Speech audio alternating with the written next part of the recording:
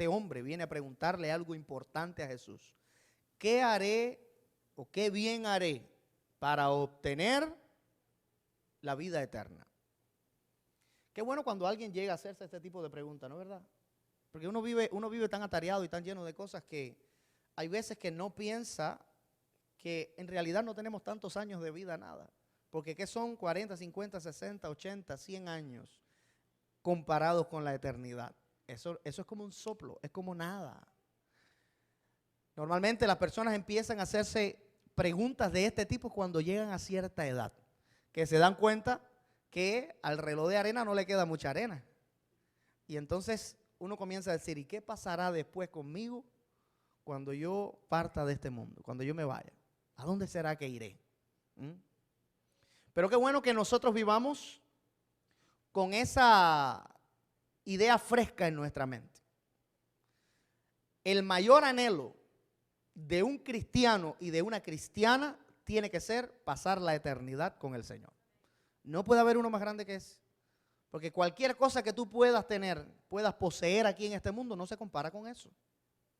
¿De qué vale, decía en algún momento el Señor, al hombre ganar todo el mundo si pierde lo más importante que Dios le dio, que es su alma?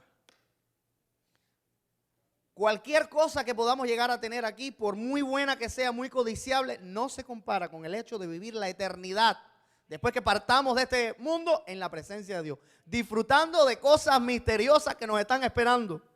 Jesús dijo, yo me voy y voy a volver, pero mientras esté allá voy a estar haciendo algunas cosas. Una de ellas voy a estar intercediendo por ustedes delante del Padre, pero también voy a preparar morada para ustedes, para que donde yo esté, ustedes también estén conmigo. Y hay una mesa que se está preparando, un banquete, hay una fiesta de bodas que se está preparando, que un día tú y yo queremos estar ahí, queremos estar ahí.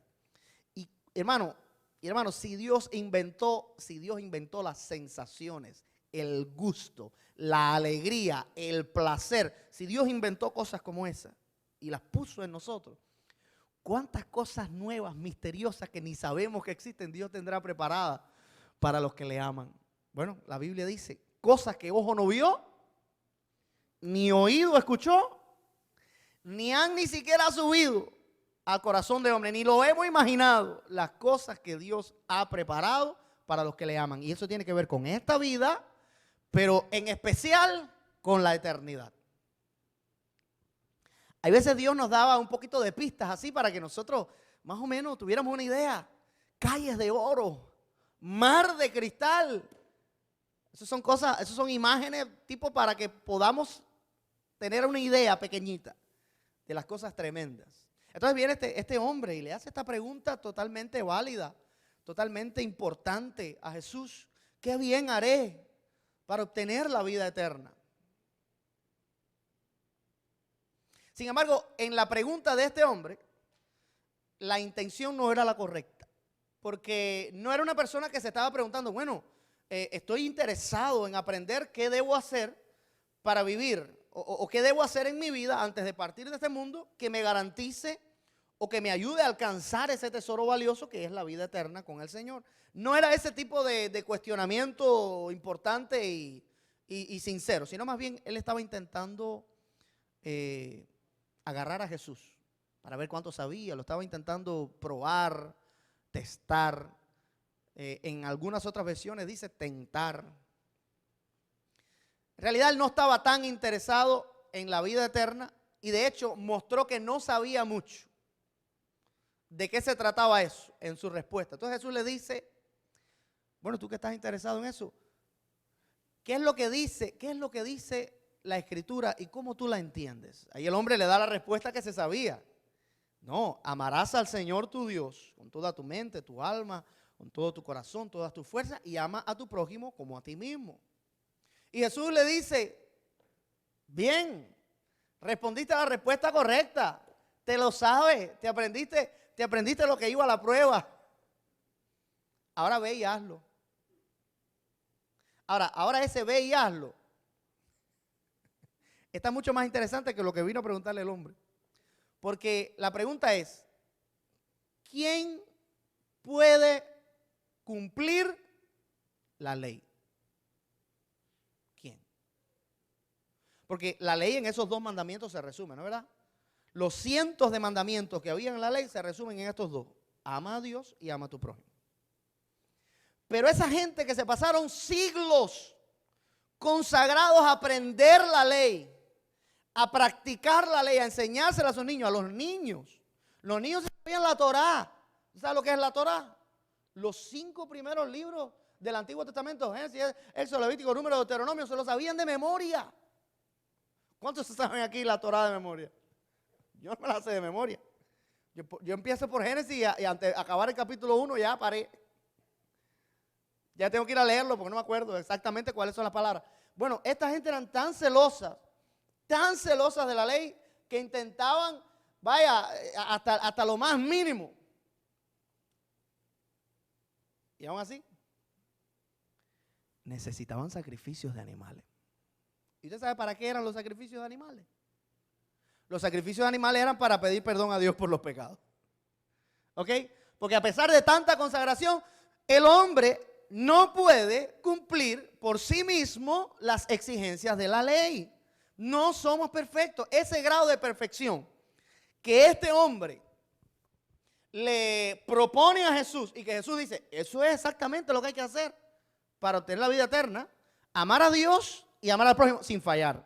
Porque dice la Biblia que el que incumple un solo mandamiento chiquitico incumplió toda la ley.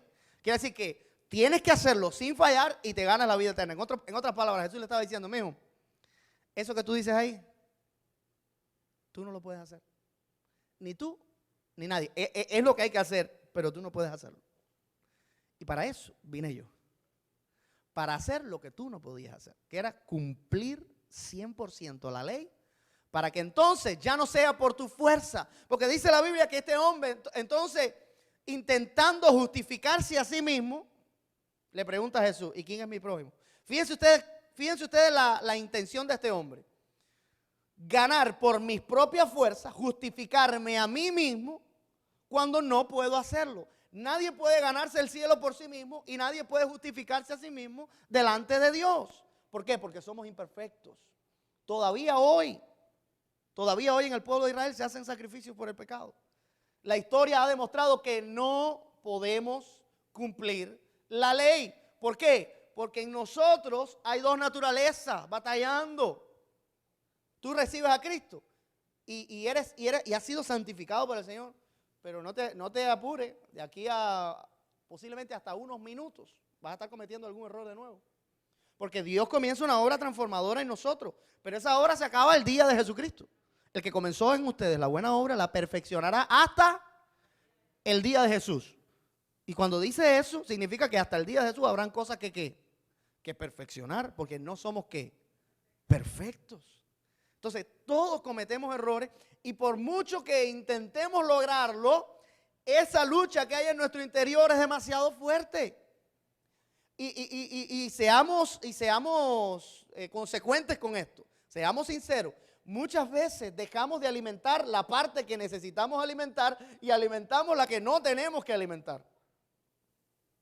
Y cuando alimentamos la que no tenemos que alimentar y dejamos de alimentar la parte espiritual, ahí es cuando más débiles estamos, cuando más errores cometemos. ¿Por qué? Porque es la carne entonces la que está intentando controlar el asunto. ¿No es verdad? Y es ahí cuando decimos, Señor, perdóname, y nos volvemos a Dios porque nos sentimos débiles espiritualmente. Pero ahí entonces buscamos de nuevo al Señor, nos acercamos a Él y sentimos como hay un control diferente, como que hay una intención, un deseo diferente, porque los deseos del Espíritu, que son contrarios a los de la carne, prevalecen sobre los de la carne. Entonces, este hombre quería justificarse mismo y Jesús le da la respuesta. Exactamente, eso es lo que hay que hacer para obtener la vida eterna. Pero implícito estaba el decir, pero ni tú ni ninguna otra persona puede hacerlo. Si no, no necesitarán sacrificios. Entonces el hombre se va por la tangente y pregunta, ¿y quién es mi prójimo? ¿Y quién es mi prójimo?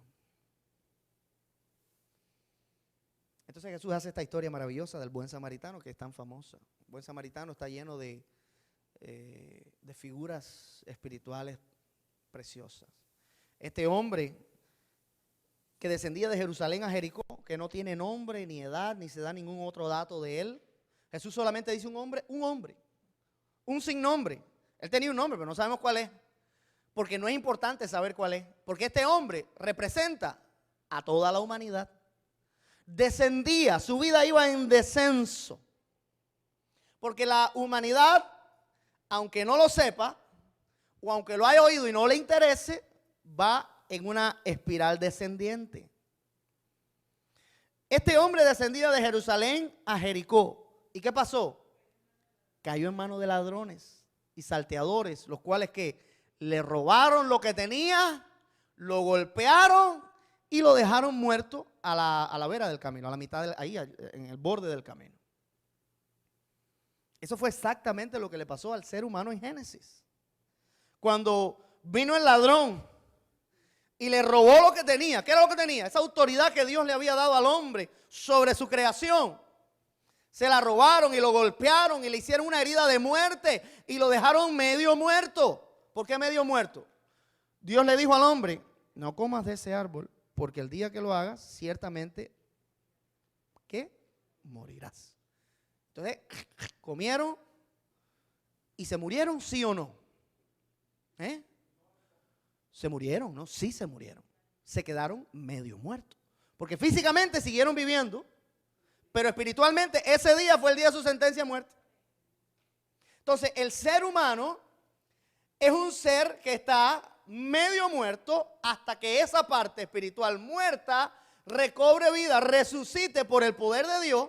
Y si eso no ha pasado, el ser humano es una persona, aunque no lo sepa y aunque tú se lo digas y no le interese, es una realidad que no lo cambia nuestra percepción o nuestro análisis de eso. Es una realidad. Medio muerto hasta que no nace de nuevo. Ese es el nuevo nacimiento del que habla la Biblia. Pudiéramos decir que el hombre es como un zombie. Los zombies de hecho no son bichos feos así que le falta un trozo y no sé qué y no pueden caminar y no pueden hablar. No, el mundo está lleno de zombies. Muertos vivientes. ¿No es verdad? ¿Por qué? Porque viven físicamente, pero espiritualmente están muertos. Y esa vida que le falta al ser humano, esa vida que está apagada por el pecado, el único que puede devolverla es el Señor Jesús. Cuando depositamos en Él nuestra fe, cuando le recibimos como Señor y Salvador, cuando colocamos en Él nuestra esperanza y le decimos, entra en mi corazón y devuélveme esa vida que me fue robada. Aleluya.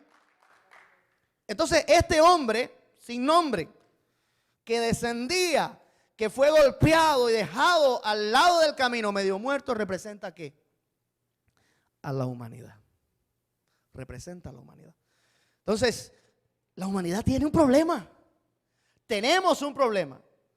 Tenemos un problema y es que lo que ha causado el pecado en nuestra vida es una desgracia. Y necesitamos solucionar ese problema. Porque si no, nuestra vida va a seguir en descenso, al punto de que cuando llegue ese momento de pasar de aquí para otro lado, hay muchas personas que pasan esa eternidad sin Dios.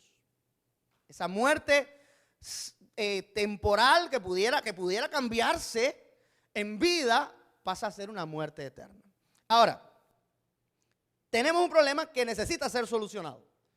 Y hay algunas cosas que intentamos a veces usar para solucionar el problema, pero que no lo solucionan. Por ahí pasa ¿quién? Estaba el hombre tirado en el camino. Y pasa por ahí cerca ¿qué? Un sacerdote. ¿No es verdad?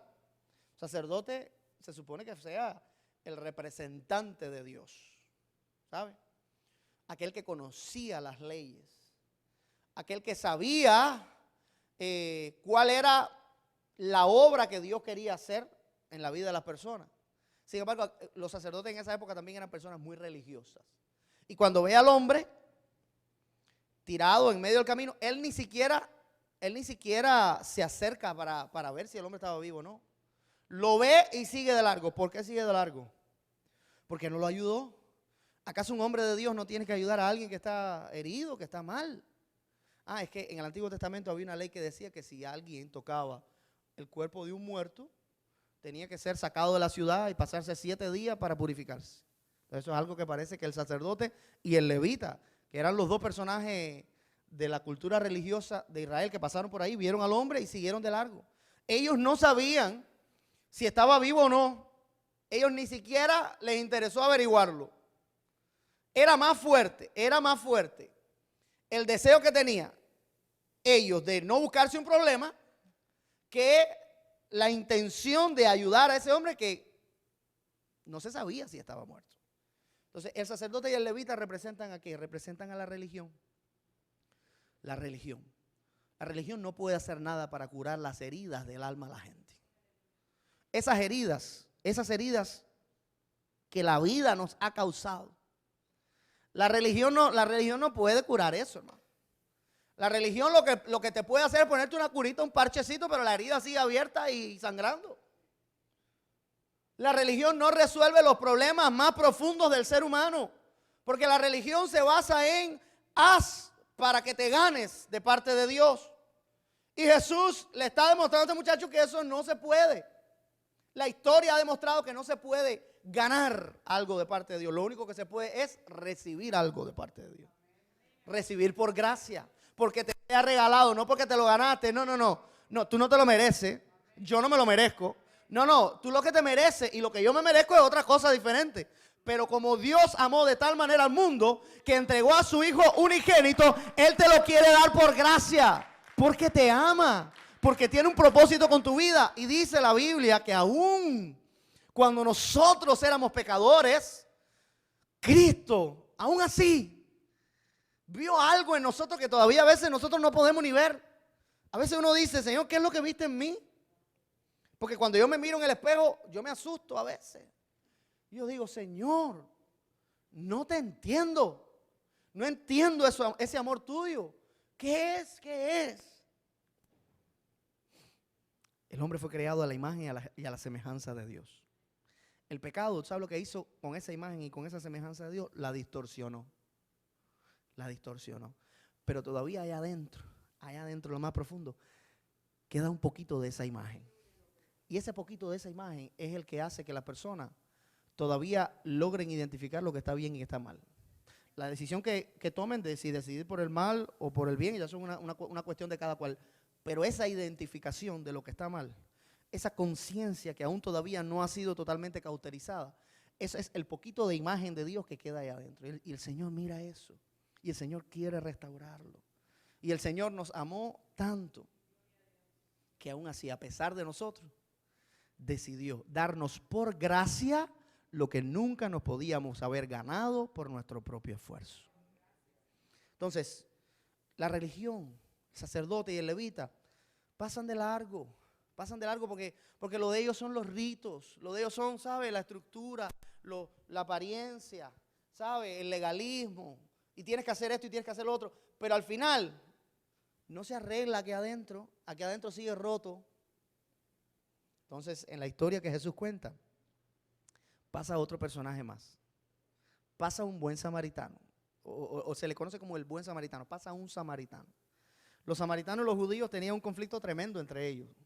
El hecho de que Jesús tomara la imagen de un samaritano tiene que haber impactado los oídos de su congregación momentánea. Tiene que haber impactado a los oyentes, porque los samaritanos eran personas despreciadas por los judíos. Entonces, Jesús utilizar a un samaritano como el héroe de la historia, tiene que haberle causado una conmoción a algunas personas y hasta un desagrado. Pero el samaritano es el único, escucha bien, el único que vio al hombre todo desbaratado así como estaba y fue movido a misericordia.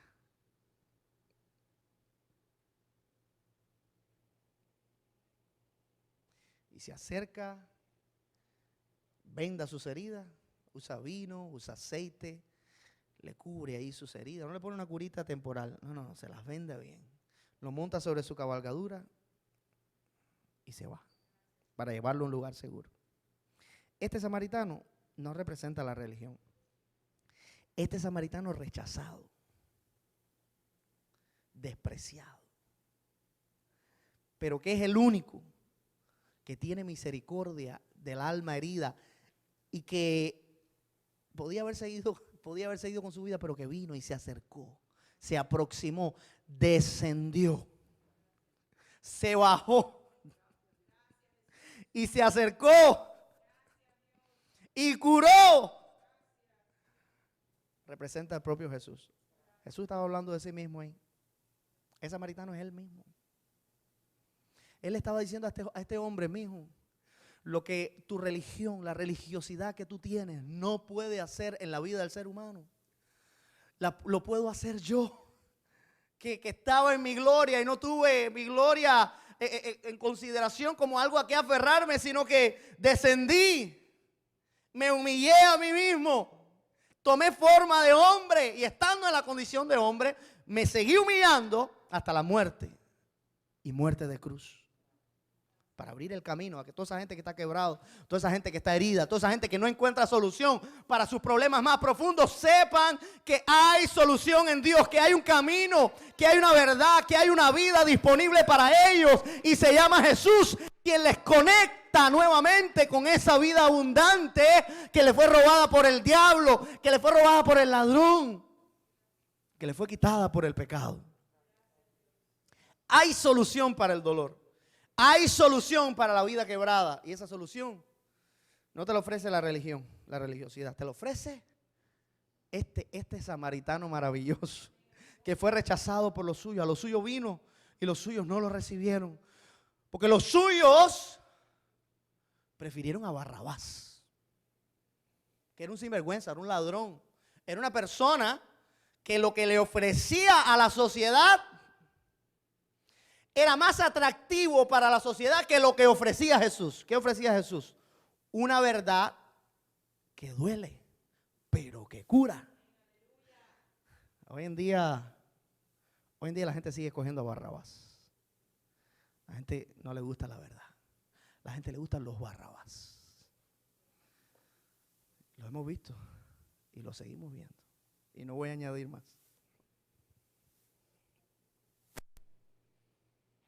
Entonces viene este samaritano y cura las heridas del hombre, porque él puede curarlas.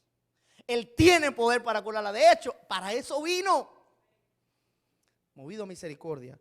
Unta vino, que es una tipología de su sangre, y aceite, que es una tipología de su Espíritu Santo. Y con estos dos elementos cura a este hombre herido. Y lo venda. Este hombre no se estaba dando cuenta de que Jesús le estaba diciendo: yo soy este samaritano que he venido para curar a los que están heridos y especialmente a ti. Este hombre no se da cuenta que Jesús estaba diciendo: el samaritano soy yo y el herido eres tú, que vienes a tentarme, vienes a probarme y no te das cuenta que estás medio muerto, tirado a la vera del camino, pero yo he tenido misericordia de ti y he venido por ti también. Y de aquí a poco, en aquella cruz, el vino estará disponible. Y en Pentecostés el aceite estará disponible para que sepas que por mi sangre tú puedes tener vida nueva. Y cuando venga mi espíritu sobre tu vida, Él restaurará todas las cosas.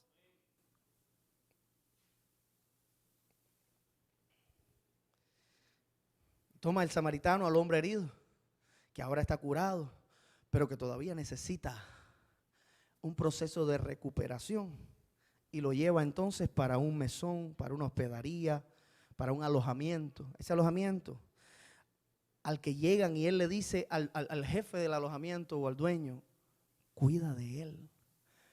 Eso es una representación de la iglesia, porque el ministerio de la iglesia se trata de cuidar a gente herida. De eso se trata. La iglesia no es un lugar para gente perfecta. No. Si alguien pensó eso, lo entendió, captó la idea totalmente errada. La iglesia es un lugar lleno de personas heridas que vienen para ser cuidadas y recuperarse de esas heridas. Porque ya Dios te sanó, ya Dios te dio vida nueva, ya tú eres cristiano, pero dime si tú todavía no tienes que recuperarte. Dime si no duele todavía. Dime si todavía hay veces no sangra un poquito y hay que secar un poquito ahí, colocar un poquito de alcohol, Dime si todavía hay veces que no lloras. Dime si todavía hay veces que no te lo sientes. Claro que sí. Y este es el lugar al que el Señor te trajo. ¿Sabe para qué? Para que aquí seas cuidado. Para que aquí no venga alguien a seguir dándote golpes en la herida para que nunca sane. Al contrario, sino para que recibas cura en el Señor. Y una palabra de aliento. Escúchame bien los que sirven al Señor. Le dice Jesús al posadero: te lo voy a dejar. Y todo lo que gastes de más, escucha, porque hay que gastarse. Hay que darse. Un posadero como los que quiere Jesús entregarle a aquellos que están heridos, son gente que gasta de más. Gente que hace cambios importantes en su vida para curar a otros. Que está dispuesto a dar de lo suyo para curar a otros y cuidar a otros que el Señor nos ha encomendado. Y le dice el Señor a este hombre: todo lo que gaste de más, yo te lo voy a pagar cuando vuelva, porque voy a volver, voy a regresar. Esto no se ha acabado aquí, yo voy a regresar y hay recompensa para ti.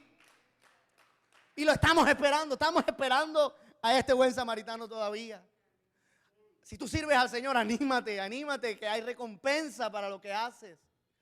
Tu trabajo en el Señor no es en vano. Tu trabajo en el Señor tiene tremendo valor.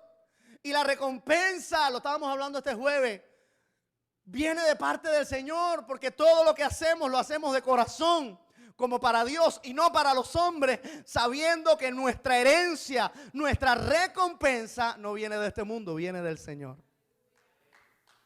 Y esa es la única recompensa que nos interesa. Si nos aplauden o no, no nos interesa. Nos interesa que el cielo, cuando nos mire, haga así, miren. Nos interesa el reconocimiento del cielo. El de la tierra nos viene en poco, no nos interesa. Gente que se ata al reconocimiento de la tierra no ha entendido el evangelio. Gente que entiende el evangelio hace todo como para la gloria de Dios y no para los hombres. Aún cuando todo lo que hace para Dios lo hace en la vida de hombres. Pero no lo hace para él o para ella. Se lo estoy haciendo a Cristo en ti.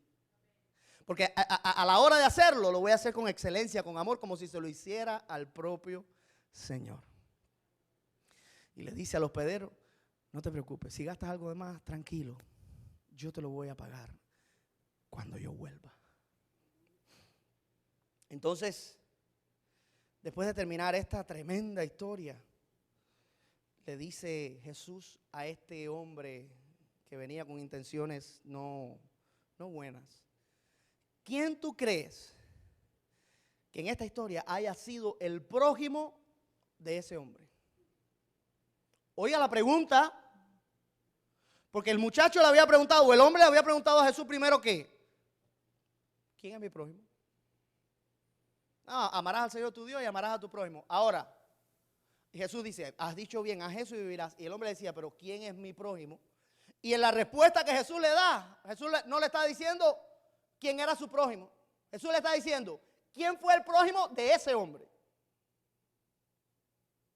Porque lo importante aquí no es tanto quién es mi prójimo, como si yo soy el prójimo que esa persona necesita. ¿Usted entiende la diferencia de enfoque? Porque si yo estoy mirando quién es mi prójimo, que era lo que hacían los judíos, y nunca mejor usada la imagen del samaritano. Para los judíos, el prójimo era ¿quién? Ellos mismos. Las naciones paganas y las naciones estas que, ¿sabes? Los impíos, los gentiles. No. Esa gente no calificaban como prójimos, porque los prójimos eran ellos. Gente que piensan como ellos, gente que tiene sus mismas características, su misma forma de oración. Pero Jesús aquí le sube la parada y le dice: no. No solamente que tu prójimo es todas las personas que te rodean, sino que el enfoque tuyo debería ser si tú eres el prójimo que la otra persona está necesitando. ¿Quién fue el prójimo del hombre herido? El hombre contesta: bueno, el samaritano. el samaritano. Le has dado en el clavo, querido sacerdote, querido escriba. Le has dado en el clavo. El prójimo del hombre herido. El único prójimo, escucha esto. El único prójimo verdadero del hombre herido es el buen samaritano. En otras palabras, es Jesús. ¿Tú entendiste eso? El verdadero prójimo del ser humano herido es Jesús. Y ahora le dice Jesús al hombre, ahora ve y haz tú lo mismo. ¿Qué cosa es ve y haz lo mismo? Ve y haz lo que hizo el samaritano. Copia al pie de la letra lo que hizo el samaritano. Y entiende que el samaritano lo que hizo que fue untar aceite, untar vino y llevarlo para una hospedería. Ve y haz tú lo mismo. Porque el verdadero prójimo del ser humano es Jesús. Entonces, ¿cómo tú y yo somos el mejor prójimo posible para las personas que nos rodean? Cuando vamos y hacemos lo mismo. Esto no es, hermanos, un mero ve y ayuda a una persona que tiene necesidad y dale un poco de comida y dale dinero. Esto no se trata meramente de una ayuda temporal. Porque lo que hizo el buen samaritano no fue una ayuda momentánea. Mire lo que dice esta frase. Un buen samaritano no es simplemente alguien cuyo corazón se conmueve en un acto inmediato de cuidado y caridad, sino alguien que proporciona un sistema de cuidado sostenido. ¿Te entendió eso?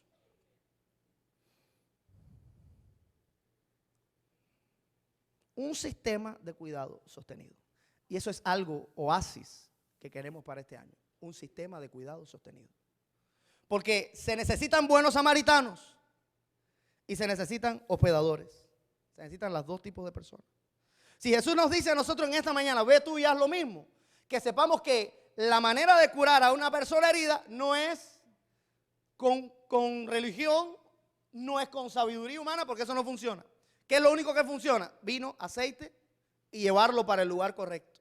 Es la sangre de Jesús, es el Espíritu Santo y es llevarlo a la iglesia. ¿Usted entiende eso? La propuesta de Jesús aquí es cuando tú vayas por el mundo y te encuentres a alguien herido, que el mundo está lleno de gente herida. La gran mayoría todavía está herido. La mies es mucha. La mies es mucha. La mies es mucha alrededor de nosotros y los obreros son pocos. Cuando vayas por ahí, que sepas que esa herida solamente la puede curar estos elementos. El sacrificio de Jesús, hablarle a la gente de lo que Jesús hizo por ellos. Y invitar a las personas a que conozcan personalmente a Dios, que se llenen de su presencia, que nazcan de nuevo. Y no solamente hacerles una invitación temporal, momentánea, sino llevarlos al lugar donde pueden ser cuidados. Se necesitan buenos samaritanos. Jesús dice, ve y haz tú lo mismo. Háblale a la gente de mi amor, de mi sacrificio, de lo que hice por ti, de lo que quiero seguir haciendo en su vida. Y también necesitamos gente que esté lista para recibir. Por eso es que quiero exhortar a toda la iglesia que en este año nos hagamos un propósito como congregación. Nos hagamos un propósito firme como congregación. Quiero vivir el propósito de Dios para mi vida, sea que Dios me haya llamado a ser de los que cuidan o a ser de los que van y buscan a los heridos y los traen. Que esté yo en uno de los dos grupos. Yo quiero ser de los que enseñan, de los que predican o de los que sirven o de los que cantan o de los que evangelizan o de los que dan la buena noticia o de los que invitan. Pero quiero estar participando en este proceso glorioso de Dios aquí en mi época, en mi tiempo. Esta es la única oportunidad que tenemos para hacer esto, hermano. Es ahora. Después, cuando se te acaben los años de fuerza en tu vida, posiblemente te embullas y quieras hacerlo a esa edad, pero no vas a tener la misma vitalidad que tienes ahora. Aprovecha tus mejores momentos para hacer todo lo que puedas para la gloria del Señor. Aprovecha este tiempo. Señor, el otro día hablaba con un hermano muy querido y me decía, pastor, en otras palabras, tengo alma de samaritano, quiero salir a evangelizar. Y le dije, mi hermano, perfecto, eso es lo que hace falta. Pero a lo mejor usted tiene un sentir de aquí, de cuando la persona viene, las dos cosas, la iglesia hacia afuera y la iglesia hacia adentro, son importantes. No puede ser solo hacia adentro y que nunca venga nadie. Y no puede ser solo hacia afuera y que esto aquí sea un desastre. No, tiene que ser un equilibrio, ¿ok? Entre salir al mundo a predicar el evangelio, pero también cuando la persona sí lo sentí, amén, quiero participar, ellos puedan llegar a un lugar donde estén las condiciones preparadas para que a esa persona herida se le pueda cuidar. Ese es el ministerio en la iglesia, cuidar.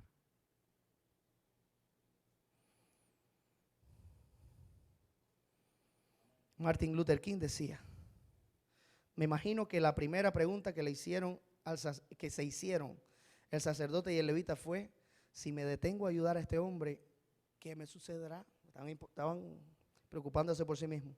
Pero la misma naturaleza de su preocupación, el buen samaritano invirtió la pregunta, no, si no me detengo a ayudar a este hombre, ¿qué le sucederá a él? Pues tenemos que dejar de pensar un poquito en nosotros y comenzar a pensar un poquito como este buen samaritano. Comenzar a pensar que hay mucha gente que necesita. Tú y yo todavía estamos aquí que decimos, no, pero yo todavía tengo una venda y a veces me sangra. Sí, pero estás aquí y tienes esperanza. Pero quien está allá y no la tiene, necesita de buenos samaritanos que vayan y hagan lo mismo. Aunque ellos mismos sepan que no son perfectos. Aunque ellos mismos no hayan alcanzado todo. Porque de eso se trata el ministerio. Alcanzando gente para Cristo, mientras nosotros mismos seguimos siendo alcanzados por Él.